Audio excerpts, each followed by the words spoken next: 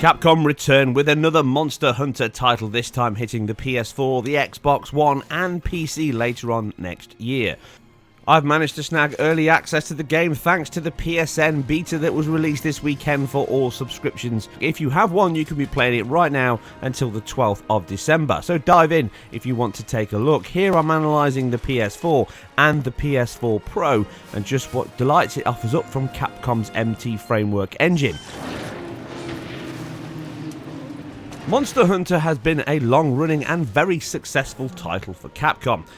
With it first hatching the creation on the PS2, it has breathed life across pretty much every console and PC hardware across the board since 2004, including the 3DS where it's been very successful over the past few years. But now it returns to the big boy consoles, so just what does it deliver in terms of visual quality on the Pro and the PS4? Well, the PS4 version comes in at a standard resolution of 1920 by 1080 and a 30 frames per second target, although that's not really the target, but I'll get to performance a little later on. The PS4 Pro has three main options, which are unfortunately limited to the rendering state being started as you launch the game. Once you're in the game, the only way to change the rendering options you have as you start is to quit it and reload it. This may be tweaked and changed in the final release. What are those three options, I hear you cry? Well, you can prioritise graphics, prioritise resolution, and prioritise frame rate, or performance as they call it in the menu screen. So, does this mean that we're looking at a 60 frames per second title? No, but I'll get to performance at the end of the video. In terms of visual quality, the graphics mode and the performance mode share a similar output, which is that 1920 by 1080 resolution. This is what it outputs on both a 4K screen and a 1080p screen, and it does look reasonably sharp, crisp and clean due to its well-balanced post-effect suite and usage, and also a very light temporal anti-aliasing solution that smooths out some of the image quality. Both these versions render at 1080p, the same as the base PS4, but the resolution mode has one extra boost, and that is of course to the visual quality. It boosts this up to a 3200 by 1800 resolution via checkerboard rendering, which you can see the artifacts on the edges and movement in the game. Now this isn't the only place where you can notice some of these artifacts. The game does use, like I already mentioned, MT framework, a very old engine. It uses filters to handle transparency in the game, and this means that objects fade in and out using this dithered or filtered pattern, and this can be seen in both foreground and background objects, which can give a little bit of edge and shimmer to some of the movement and give a slightly unpleasant look at times on certain aspects of the title. You certainly notice this more often in the 4K mode, and the checkerboard artifacts are very minimal and kind of blend into these filters which are used regularly during the game.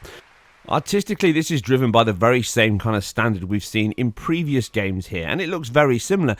This is unmistakably a Japanese game, from layout, aesthetic, UI, construction and how it plays. Everything about the title feels like a Japanese game. There are some small niggles already that I've picked up in this early look at the title. It still has invisible walls in these open worlds, which is frustrating when you get to the sea and you can't run in, which was similar in Final Fantasy 15, and you get to certain edges and you can't jump off them. I know it may stop you from killing yourself, but an open world is an open world. It should really allow you to go wherever you want. These are minor niggles, but they are there all the same. In terms of visual quality though, the animals themselves and the density of the foliage and the creation across the world is very good indeed, with a time of day passing through giving you bright sunshine, sunsets and darkened caves that can be illuminated using your slingshot and weapons, or just hitting a firefly and brightening the whole place up with a touch of chromatic aberration as you do. Animation is pretty decent on the character themselves, if a little wooden at times, missing some blending types and keyframes are not the highest point, but the enemies, which is where I was going to centre their time, and the huge hulking creatures certainly do the job. Decent animation sets from hunting, eating, consuming, running, hurting, as you slash them and even take off limbs and tails. The actual environments themselves also look great, with a decent level of ambient occlusion used on foliage, trees and grass, which certainly helps ground the world and make it look slightly more realistic and dense as you explore. The amount of creatures and enemies on screen and how they attack you is also the most impressive part.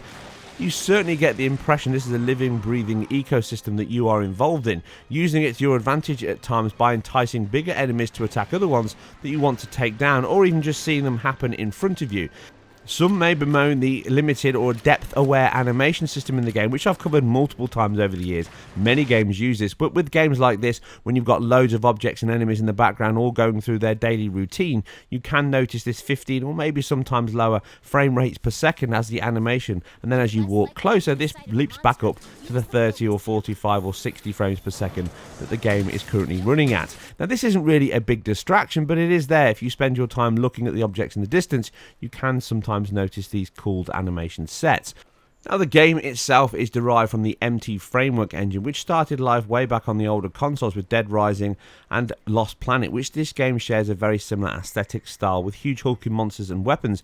Even if it's not the same sci-fi fantasy fiction game, it certainly is that title, and it also points to the fact that I've said before that Capcom are maybe struggling with their direction on engine frameworks. The Panta Ray engine, which was delivered for Deep Down, with the game never finally shipping at this point, and the RE engine that Resident Evil 7 used, they're still going back to an engine that they said they would stop using on the older generations. Now, maybe this is the title that started life on the older generation and has been ported and moved over. This is very common. We saw this with games like Neo, for example, which had a very long gestation period. But even if it is or isn't, they've certainly used that MT Framework engine well. That per object motion blur and camera blur is in here, and it won't offend any, even if you're not a fan of motion blur, because it's so subtly used. Another nice visual boost to the title is the game's particle system. Also using and casting light sources, if not shadow casting ones, it is very decent, but the amount that it uses in attacks, enemy fireballs, at times they can swamp the screen with action, and it also allows you to follow the trail of the enemies if you don't know where you're going. So this is certainly a nice boost. It can also be the cause for some performance issues at times in the game. With a dynamic time of day passing with sunlight, sunbloom, sunset and darkened areas, it all looks very nice in action. Now, you do get some additional visual benefits if you go into the graphics mode, only available on the PS4 Pro. This essentially improves the shadow quality, improving filtering ever so slightly, and also pushing the draw distance much further out, which is noticeable in action. You can see an example on screen. Pushing it into the graphics mode certainly helps to improve that by hardly any pop-in and LOD changes, making the draw distance much further away and reducing that filtered effect I mentioned earlier. But aside this, it really is quite a large chunk of performance you're taking away just for these visual benefits, but it's good that the option is there. One other small thing that I've noticed is the game can have a kind of soft, blurry look at times as you're moving, and then when you stop, which you can see on screen here, it sharpens up like a sharpening filter or a temporary construction effort is being used here, and this happens on all modes and all versions, but maybe this is something else going on entirely. Now, having all of these options in the visual quality should allow you to choose the best looking title, the best resolution, or the highest performing title. And this is where it slightly lets itself down. Performance mode isn't really delivering anywhere near a locked 60 FPS. In fact, for my test here, if you're not staring at the sky, it doesn't hit 60 FPS at all. It may do in some quieter points, but that's not really the point. What we see here is a title that doesn't break out of the 47s, but regularly spends a lot of its time in the low 40s to high 30s, and that really isn't that smooth at all. I've mentioned uncapped frame rates before, and this performance mode is one that I would avoid, or they need to do some serious work to improve it further still. It does output at 1080p, just like the graphics mode, which performs even worse, but it hovers somewhere around the 35 to 38. It can also hit that 47 peak we've seen here, but generally it is a few FPS lower overall.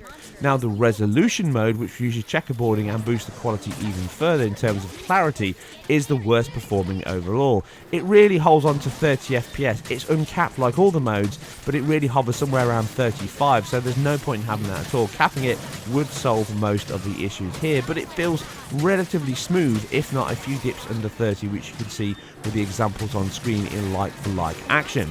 Now, the PS4 version mimics the standard version you're seeing here, so this is the performance mode. Basically, that's identical to what we're seeing on the base PS4, but without the performance.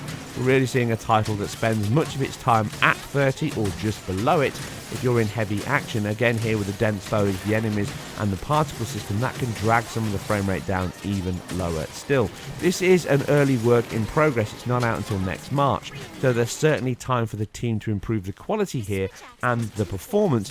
What we're seeing here is the PS4 is the worst performing version across the board here from my early tests. So I would like to see them do some work to improve the quality on the base PS4 players. This is Monster Hunter through and through. It plays well, it feels good, and it looks excellent at certain points. Yes, there are a few performance issues, and the performance mode is a little bit hopeful, aiming towards that 60 FPS target, and not really getting there to any meaningful degree. So for my money, I would drop that or do some serious work to push that performance more towards that 60 target that they require. The graphics mode is nice that it's there, but I would struggle to say that many people wouldn't notice it. The big benefit you get from there is reduction in log popping, which is, I suppose, a benefit as you don't notice it quite often as you're walking through this dense foliage. The resolution mode is obviously the one you choose for a 4K screen, but it does support downsampling here. So if you have got a 1080p one, you can still pick it and get that improvement to visual quality. Even if, again, it's not a huge leap over the other versions, it's nice to have the choice in the menu screen. The PS4 version is certainly the worst, if not by a large margin, but it certainly performs slightly worse. Even if it looks as good and crisp as the other versions here, it would be nice to see those few months used productively to improve the quality overall. The largest portion of fun from this title is the enemies and creatures themselves as they walk about this ecosystem and their own AI. It makes it very enjoyable and different and dynamically plays out in each battle and conflict. Just seeing what happens is the most enjoyable part. Anyway, as always, if you guys and girls enjoyed this, please leave a like below. If you didn't like it, then please give it a thumbs down, but please tell me in your comments whether you did or didn't like it, or what you're looking forward to going forward. If you did like this, you can also share where appropriate, and you can subscribe to the channel and follow me on Twitter. If you are feeling incredibly generous as well, you can support me on Patreon, because I'm completely self-funded and independent, and read more about this and other titles on my website. You guys and girls take care, and I'll catch you on the next one.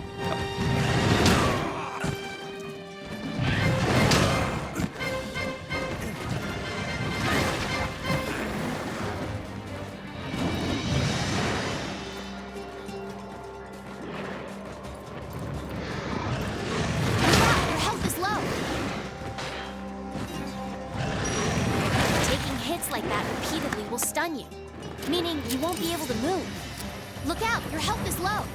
Keep your distance and use a potion.